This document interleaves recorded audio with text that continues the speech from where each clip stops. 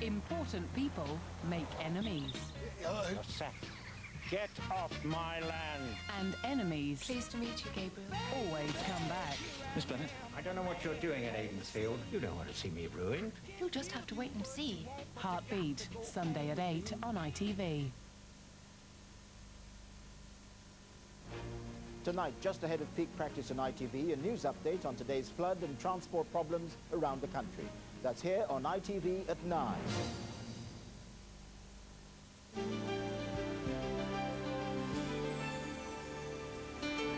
Now we're on the beat with the bill.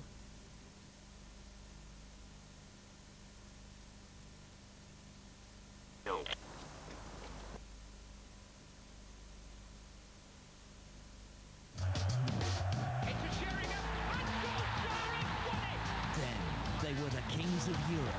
Now it's win or bust. Tonight, highlights as Rangers look to join Arsenal in the last 16. Then tomorrow, take your seat at Old Trafford for the biggest game of the season. Live in your living room. If they don't win, they're out. Manchester United versus Dynamo Kiev. Live tomorrow, 7:30 ITV. Are you a close friend of Dr. Atwood? I haven't seen Dr. Atwood for 3 years. Peak practice. Next.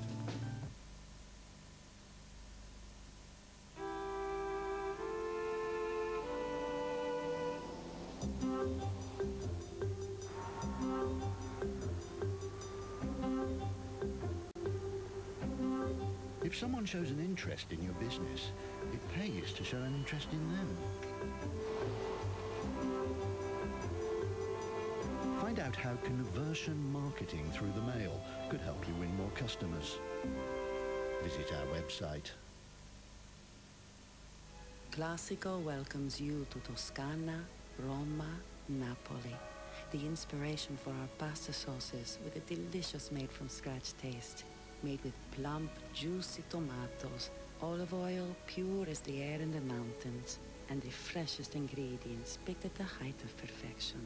For that delicious made-from-scratch taste, try Classico, the only sauce of its kind.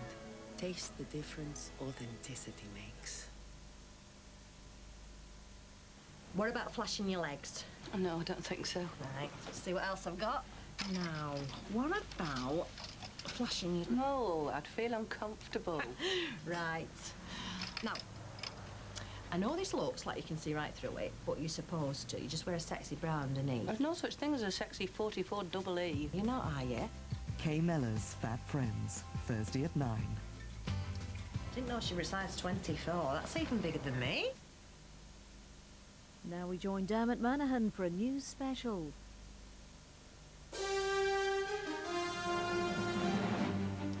Welcome to another news update on the flooding across the country and the travel chaos that's come with it. Tonight, more than 2,000 people have been evacuated from their homes in Yorkshire. They've been taken to makeshift rescue centres to avoid the danger of rising floods. Water is now beginning to seep over the top of flood defences. Within the past hour, the Environment Agency has confirmed there are 43 severe flood warnings on 26 different rivers. It's brought misery in the length and breadth of the country, as Harry Smith reports. The Army joined the effort tonight to save towns in North Yorkshire as 2 Chinook helicopters were mobilised to fly in sandbags to help bolster the defences. The towns of Barley and Selby are under threat as families are being advised to leave their homes for makeshift rescue centres being set up. Further south in Shrewsbury, the town centre is already inundated, with people only able to move around on specially constructed walkways above the muddy water. The prospects of yet another clear-up operation is proving hard to bear. The way I feel now, I just feel like saying, that's it, I've had enough. Once, twice, yeah, but 3 times. Twice in a week. In Kent, the River Medway once again burst its banks, sinking boats at their moorings before flooding properties near Maidstone, making it difficult at times to distinguish between boats and cars. The picturesque village of Yalding, which stands at the junction of 3 swollen rivers, is underwater for the 3rd time in as many weeks. In Sussex, the The River Rother is visible only by the twisting course it once occupied. Its waters have now taken over thousands of acres of land on either side. Scotland was also hit today as the water of Leith in Edinburgh rose to flood levels. Residents who'd seen it all before were warned they may have to leave their homes again.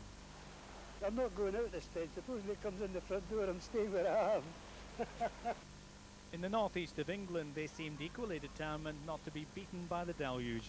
This is Ponteland near Newcastle, another community where the main street has been turned into a river. But in North Yorkshire, the novelty is long since worn off. In Stamford Bridge, they've been flooded out twice in 18 months. This bakery will probably now close. Who now wants to buy a business that's now not got any value to it? Because we've been wiped out now for the second time in 18 months. Up and down the country tonight, there are many similar tales to tell, and many know there will be no respite from the flood tomorrow.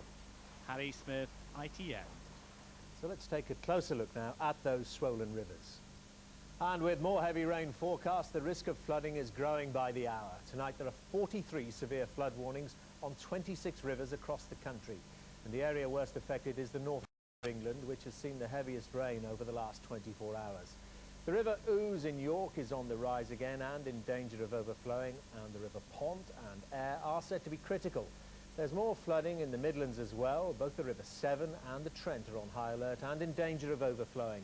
And there's more misery for people in Kent and Sussex, with the rivers Uck, Ouse and Rother cause for major concern. And tonight on the outskirts of London, a severe warning has been put on the Thames near Teddington, which could flood by midnight. Well, as we've just heard, North Yorkshire is again bearing the brunt of the battle. It's a knife edge tonight as the River Ouse is running close to record levels. Our correspondent Colin Baker is there now. Colin, can you fill us in on the latest situation? I can indeed, Dermot, and it's very gloomy, I have to say. It's fingers crossed tonight, as it has been all day, and I'm afraid I have no words of comfort or relief for you or anyone in this area at all this evening. The high peak level came within the last couple of hours, and it was fairly steady. Since then, nothing really happened. But since then, the Environment Agency has noticed a number of smaller peaks, which is rather surprising, but at least they are staying fairly steady. The water's fairly constant. It's staying at about 5 to 5.1 metres above normal. It sounds a lot, but it's not as high as it was last week. The main concern tonight is downstream at Selby, and there was great concern during the day and this evening, up to about 6 o'clock tonight, which was also high tide peak time, when it was real fears that the sea defences, the flood defences there, which are sandbag walls, were going to be breached. That actually didn't happen, but some 2,000 people had to be evacuated from their homes. And although there's been some overlapping of those sandbags, and the army are actually there now putting in an extra 50,000 this evening, working quite frantically, the main problem for the authorities tonight is what to do with the 2,000 people who leave their homes, the evacuees, because they're just running out of space and running out of shelter. And Colin, what is the forecast? Any hope of relief? I'm afraid not. I have no good news whatsoever this evening. There's heavy rain going to move in, heavy rain warnings from the Met Office tonight, coming down from Scotland through the northeast. Yorkshire in particular are going to be very badly hit tonight and tomorrow. Colin, thanks a lot. And there's more bad news for rail passengers tonight. Rail tracks say they can't meet their deadline for publishing the new emergency timetables following the Hatfield crash because of the flooding crisis.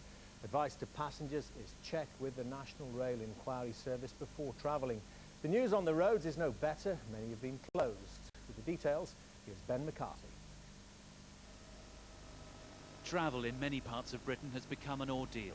Some roads are now impassable to all but amphibious traffic. This driver used his specially adapted car to ferry people to and from their homes in villages which had been cut off in Sussex. In villages like Yalding in Kent, which is underwater for the third time in 3 weeks, the road network has disappeared. And even major routes through the heart of the country are only just passable, but driving conditions are treacherous. The floods are creating major transport problems across the country, particularly on the railways. GNER says the East Coast Main Line has been badly affected. It's had to close the line between York and Darlington. Still in the northeast, services run by Northern Spirit have also been hit by the floods. There are no trains between Leeds and Hull and big delays between Leeds and York. There's no escape on the roads either. Across the country, more than 400 routes have been affected. Dozens of roads have been closed altogether. The AA says motorists should take extreme care and avoid unnecessary journeys. Rail passengers had been hoping that their journeys would become easier after the recent disruption which followed the Hatfield train crash. But tonight it was revealed that emergency timetables, which should have been operating tomorrow, can't be published because the weather has held up essential repairs on the tracks. And that means more misery and frustration for travellers. Ben McCarthy, ITV. And that's it for now. I'll be back with the ITV Nightly News just after 11. That's just as the polls are closing in the American presidential election. For now, goodbye.